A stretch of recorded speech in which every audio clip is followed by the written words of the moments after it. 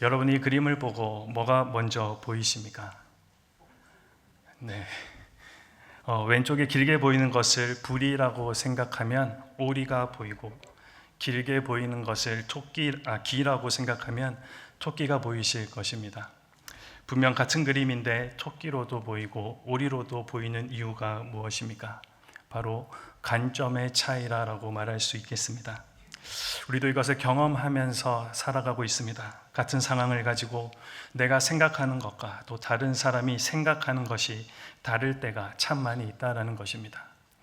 같은 곳을 보는데 다르게 생각하는 것, 그리고 다른 것 때문에 불편함이 생기고 갈등이 일어나며 심지어는 싸움에 이르게 되는 것, 이런 일들이 우리 주위에 비일비재하게 일어나고 있습니다.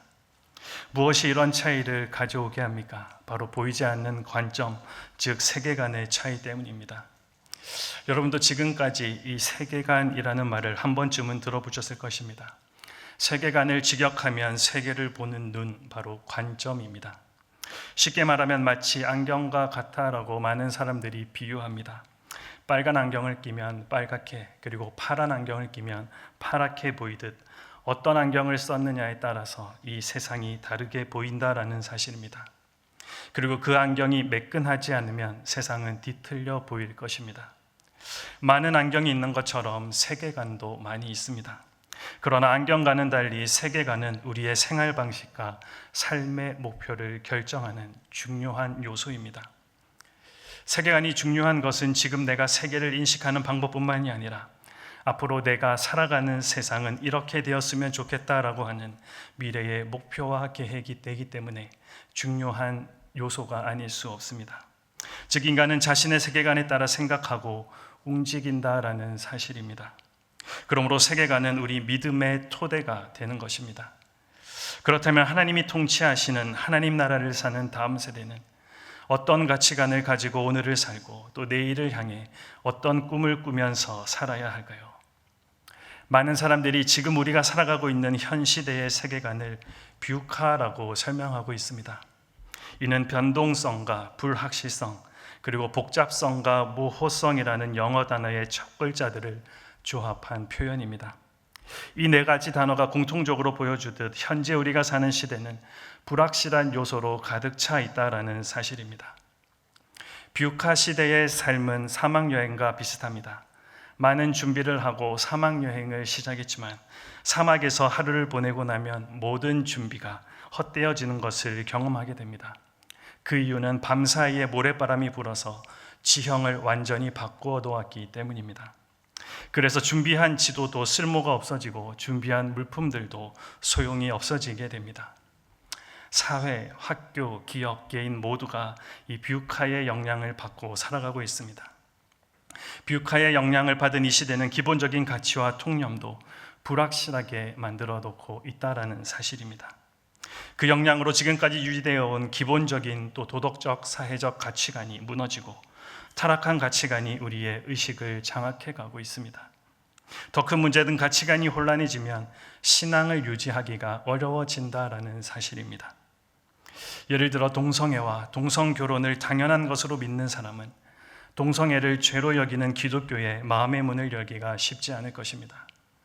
낙태는 어머니의 권리이고 자유이다라며 태아의 생명을 그저 개인의 선택 사항으로 여기는 사람은 구원과 생명, 영혼을 다루는 기독교 신앙에 관심을 가지기가 어렵게 될 것입니다. 이 세대의 관심이 어디에 초점을 맞추고 있는지 우리는 점검해 보아야 할 필요가 여기에 있습니다. 오늘 본문 말씀은 예수님의 질문으로 시작되고 있습니다. 이 세대를 무엇으로 비유할까? 예수님이 이 질문과 함께 비유를 들어서 대답하심은 하나님의 백성으로 불려진 이스라엘 백성들이 영적인 일에 대해 무관심으로 일관한 것을 꾸짖기 위함이었습니다. 비유 속의 상대편 아이들이 다른 아이들과 어울릴 수 없을 뿐더러 기쁨도 또 슬픔도 느낄 수 없는 아이들처럼 보여진 것처럼 세례 요한이 와서 회개를 외쳐도 예수님이 와서 복음을 전해도 그들은 무감각할 뿐이었다라는 사실입니다. 그러면 그들이 왜 이토록 영적인 일들에 대해 무뎌졌던 것입니까? 그것은 한마디로 완악함에서 찾을 수 있습니다. 하지만 이들이 이렇게 무관심해지는 데에는 환경적인 요소도 무시할 수 없을 만큼 컸다라고 우리는 볼 수 있습니다. BC 400년경 말라기 선지자를 마지막으로 세례 요한까지 이루어진 계시의 중단 시기, 이 침묵기는 세상적으로 보면 헬레니즘 문화의 발달기에 해당되기도 합니다. 이 시기 헬라 제국 알렉산더 대왕의 등장은 전 세계로 하여금 이 헬레니즘 물결을 거부할 수 없게 만들었습니다. 그들은 가는 곳마다 여러 신들의 신전을 세웠고 동시에 피정복민의 신을 인정하는 이중 정책을 사용해서 사람들로 하여금 자연스럽게 다신교의 사상에 젖어들게 했던 것입니다. 이런 정책은 세례 요한까지 약 300년 이상 지속되었던 세계의 흐름이었고 그 문화는 이스라엘 문화와는 비교가 되지 않을 정도로 눈이 부신 것이었습니다. 한국이 일제시대 36년간 지배를 받고 약 7년 정도 신사참배를 강요받았음에도 많은 사람들이 신앙의 자리를 지키지 못하고 우리의 문화가 변질되었던 것을 생각해 보면 이런 상황에서 이스라엘 백성들이 신앙을 지켜나가기가 얼마나 어려웠는지를 우리는 짐작해 볼 수가 있을 것입니다. 그러니 그들의 관심이 세상을 따라가고 신앙이 무뎌질 수밖에 없는 것은 어쩌면 당연한 결과라 말할 수가 있습니다. 두려운 것은 오늘 우리가 사는 이 세상도 그때와 참 많이 닮아 있다는 데 있습니다. 오늘을 사는 우리도 믿음의 눈으로 그리스도를 보지 않으면 하나님의 직접적인 계시는 약 2000년 전에 중단되었고 세상의 문화는 나날이 발전해서 우리의 눈에 더욱더 합리적이고 우리의 정욕을 부채질하는 문화가 되어 있습니다. 또한 이 세대의 신앙은 가학으로 대체되어서 이성과 가학의 힘을 빌리지 않고는 세상을 살 수 없게 되었고 하나님과 신앙조차도 합리적으로 증명되지 않으면 믿지 않으려는 세대가 되었습니다. 2000년 전 유대 사람들이 하나님보다 헬라 문화에 관심을 가졌듯이 이 시대 모든 관심은 하나님에게서 가학과 쾌락의 불빛이 만연한 세상으로 옮겨가고 있는 것입니다. 그리고 여기에는 예수님을 따른다라고 하는 그리스도인들도 포함되어 있습니다. 여기서 우리가 주목해 보아야 할 것은 이러한 기결이 하루아침에 어느 날 갑자기 이루어질 일이 아니다라는 사실입니다. 바꾸어 말해 세속적인 세계관이 형성되고 그 세계관을 따라 움직이기까지 지속적으로 세속적인 것에 영향을 받아왔다라는 것입니다. 여러분 질문을 한번 해보겠습니다. 침대는 가구입니까? 가학입니까? 침대는 가구가 아니라 가학입니다. 이것은 1993년 A사의 침대 광고 카피입니다. 이 광고를 계기로 실제 이 침대 회사는 침대 시장에서 1위에 오르게 되었습니다. 그리고 몇 년이 지난 해 한 초등학교에서 시험 문제에 대한 학생들의 오답이 논란이 되었다라는 소문이 돌았습니다. 보기 중 가구가 아닌 것을 고르라라는 질문에 많은 학생들이 침대를 선택했기 때문입니다. 당시 선풍을 일으킨 이 문구는 사람들의 머릿속에 각인되었던 것입니다. 침대는 가학이다라는 이 카피를 활용한 마케팅은 30년이 지난 오늘에도 사용되고 있습니다. 또 하나의 문구가 있습니다. 순간의 선택이 10년을 좌우한다. 여러분들 자주 들어서 우리가 익숙한 이 말은 어떤 유명한 사람이 했던 이야기가 아니라 바로 현재 LG전자의 전신인 금성사에서 1980년에 한 TV 광고 카피였습니다. 우리가 무언가를 선택할 때 이 문구가 우리의 결정에 영향력을 끼치고 있다는 것 우리는 부정할 수가 없습니다. 여러분 이것이 무엇을 보여주고 있습니까? 우리의 가치관을 형성하는 것은 어떤 큰 충격적인 사건 때문이 아니라 지나다니면서 본 광고 카피, 지나다니면서 들은 노래, 그리고 가사나 드라마의 내용이 나의 생각을 좌우한다라는 사실입니다. 그래서 세계관을 무엇을 기준으로 삼느냐가 너무나도 중요합니다. 오늘 본문의 예수님 당시 하나님의 백성들이 영적으로 무감각했던 것도 관심의 대상이 하나님에서 세상으로 옮겨갔기 때문입니다. 타락한 인간의 역사를 보면 늘 하나님을 부인하고 절대 가치를 무너뜨리는 쪽으로 흘러오고 있습니다. 그러기에 다음 세대의 가장 큰 위기는 하나님을 부인하고 절대 가치를 붕괴하는 세대로 양육되고 있다는 사실에 있습니다. 세계관이 다음 세대의 일상에서 어떻게 충돌하고 있을까요? 교육은 중립적이다라고 생각하는 경향이 있습니다. 이렇게 생각하는 것은 법적인 근거가 있기 때문입니다. 한국의 교육기본법 제6조에 보면 교육의 중립성이라는 항목이 있습니다. 그리고 교육법 제74조 3항에도 교원은 특정 정당이나 정파를 위하여 학생을 이용하여서는 아니 된다라는 주항이 붙어 있습니다. 그런데 여러분, 과연 교육이 중립적일까요? 세속적인 인본주의자로 알려진 스탠포드 대학의 리처드 로티는 이미 돌아가셨습니다만 자신의 교육관을 이렇게 설명했습니다. 나의 교육관은 편견에 가득 차 있고 동성애를 혐오하는 기독교인 학생들이 학교를 떠날 때에는 나와 흡사한 시각을 가질 수 있도록 상황을 조정하는 것이다. 여러분, 그들의 안경이 이미 준비되어 있는 것을 우리는 볼 수가 있습니다. 그래서 아이들이 들어오는 대로 그 안경을 씌워서 자신과 똑같은 안경, 즉 관점을 가진 아이들로 만들어서 학교 밖으로 내보내겠다라는 것입니다. 그리고 이 안경의 초점은 자아 실현이라는 것으로 세팅되어 있습니다. 그 결과는 결국 너를 부추기고 너가 원하는 것을 해라, 너가 세상의 중심이다라는 이 생각으로 아이들을 준비시켜가기 위함이라는 것이 그들의 목적임을 우리는 이것을 통해서 확인할 수가 있습니다. 학교는 사실만 가르치는 곳이 아니라 사실에 대한 지각 그리고 해석, 적용을 함께 제공합니다. 교육은 교육의 목적이나 가정을 결정하는 사람들이 가진 신념 또 혹은 세계관, 종교적 관점에 의해 결정이 된다라는 사실입니다. 그러니 우리의 교육 현장은 세계관의 각축장이 되고 말았습니다. 유네스코가 국제 성교육 가이드를 공개한 것은 2009년입니다. 그리고 그 후에 2018년도에 개정판을 발행해서 미국뿐 아니라 한국, 뉴질랜드, 세계 곳곳에서 체계적인 성교육을 실시하고 있습니다. 두려운 것은 이미 5살 때부터 젠더 교육이 시작된다는 점입니다. 젠더와 생물학적 성을 정의하고 어떤 차이가 있는지 설명하는 내용이 유네스코 5세에서 8세 성교육의 핵심 목표입니다. 아주 일찍부터 생물학적 성을 거부하고 나다운 것을 선택할 수 있다라고 강조하는 것이 그들의 교육 목표입니다. 이 개념대로라면 여자로 태어났지만 내가 남자답다고 느끼면 남성을 선택할 수 있고, 남성으로 태어났지만 내가 여자답다고 느끼면 여성을 선택할 수 있다는 사실입니다.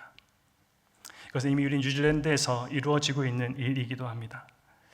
이런 흐름은 패션계에도 막강한 영향을 끼치며 트렌드로 뻗어나가고 있습니다. 나다움의 패션으로 다시 태어나라라는 이 브랜드의 카피를 앞세워서 젠더리스, 젠더 플루이드, 젠더 뉴트럴이 패션계 최대 하도로 떠오르고 있습니다.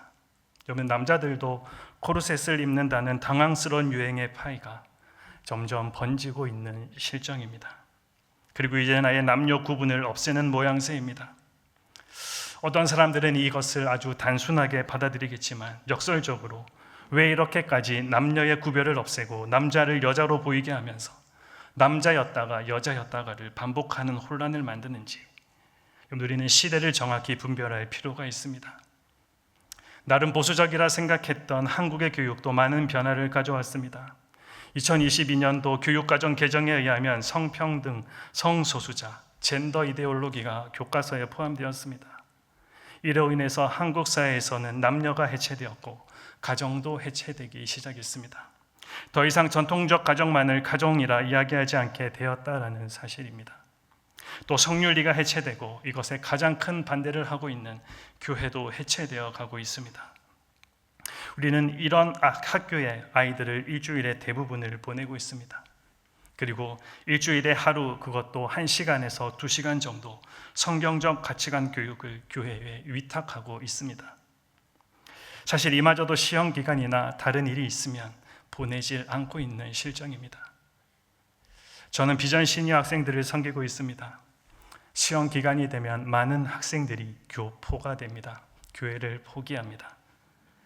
부모님들은 아이들 핑계를 댈지 모르겠지만 아이들 대부분이 픽업을 받아오는 친구들인 것을 감안해 보면 부모의 암묵적 동의가 있었음을 발견하게 됩니다.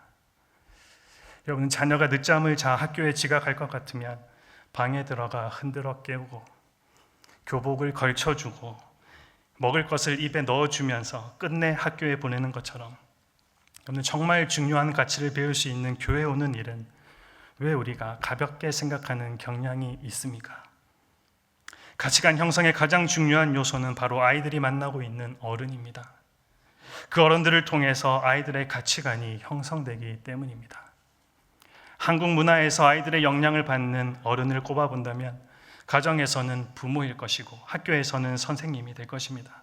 그리고 교회에서는 담당 교역자나 분반 교사가 될 것입니다. 그런데 이 세 부류의 어른들이 주로 하는 이야기가 있습니다. 그것이 아이들의 실제 가치관이기도 합니다. 어떤 것이겠습니까? 훌륭한 사람이 되어야 된다. 정직한 사람이 되어야 된다. 성실한 사람이 되어야 한다. 이런 이야기도 있습니다. 그런데 실제로 아이들에게 와닿는 어른들이 주로 하는 이야기는 공부해야 성공한다입니다. 우리는 철저하게 공부나 교육을 통해서 성공하는 것을 이미 교회에서부터 가르치고 있습니다. 그리고 나서 다음과 같은 말을 덧붙입니다. 하나님의 영광을 위해서. 물론 이러한 가르침도 중요한 이야기 중에 하나가 될 것입니다. 학생이 공부하는 것 말고 집중해야 할 다른 일이 없기 때문입니다.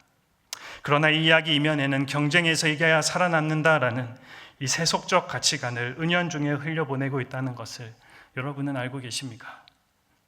아이들에게 영향을 주고 있는 어른들의 언어, 가치관부터 조금씩 변화시켜야만 우리 아이들이 기독교 가치관, 성경적 가치관을 가질 수가 있습니다.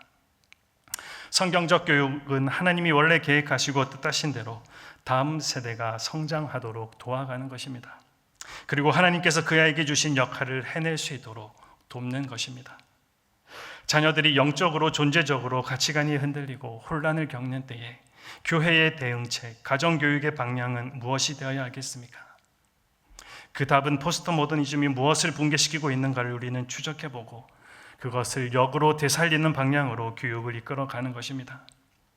포스트 모더니즘이 파괴하는 절대 가치는 먼저 신에 대한 절대 존재를 부정해서 교회 파괴로 이어지고 있습니다.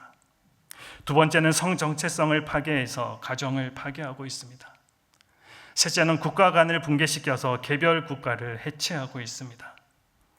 우리가 회복해야 할 절대 가치와 양육의 방향은 이것을 뒤집어서 하나님을 만나고 체험하여 아는 세대, 올바른 성 정체성으로 건강한 가정을 이루는 세대, 올바른 국가 간을 가지고 뉴질랜드를 향한 하나님의 뜻을 발견하고 그 뜻을 이루는 세대로 양육해야 한다는 사실입니다. 길을 잃은 사막에서 살아남을 수 있는 방법은 나침반이 있어야 하듯이 기독교 세계관은 우리의 안목을 고쳐주는 치료 효과를 가지고 있습니다. 존 칼빈은 기독교 강요에서 이렇게 적어 놓았습니다. 성경은 자연인의 안목을 고치는 안경이다. 성경은 자연인의 안목을 고치는 안경이다. 여러분들, 다음 세대를 일으켜 갈 기준 도구는 다름 아닌 절대가치 성경입니다.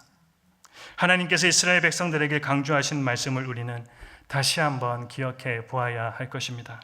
신명기 6장 1절과 2절 말씀입니다.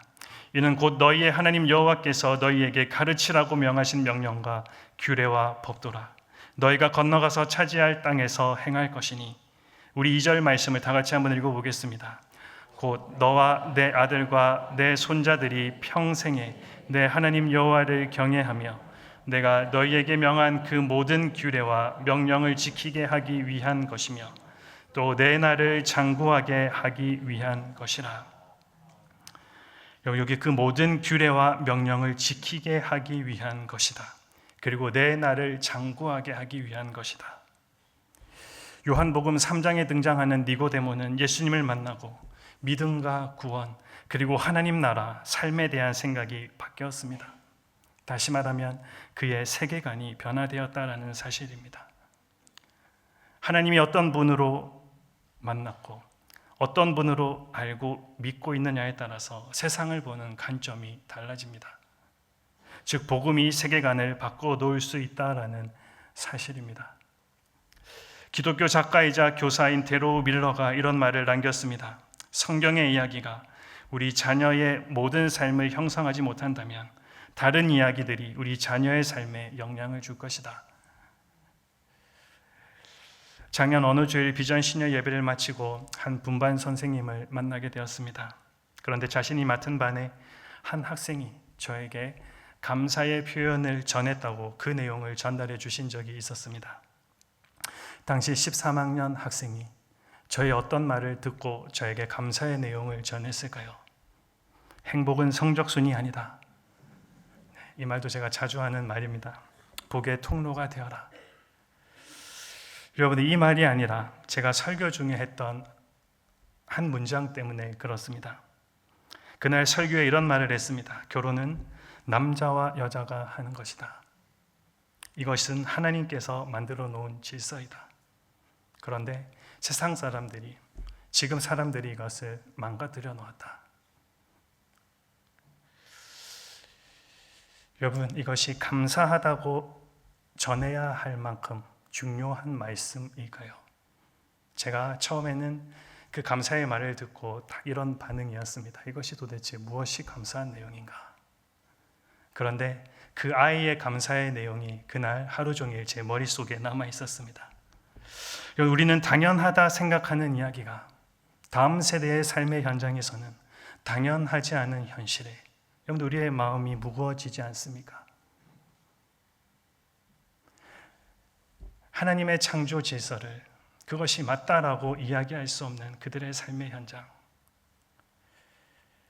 그래서 여러분, 너무나 당연한 이야기가 교회에서 흘러나오는데 그것이 너무나도 감사해서 그 말을 전해야 될 만큼 여러분, 우리의 다음 세대들이 그런 삶의 현장을 살아가고 있다는 사실입니다.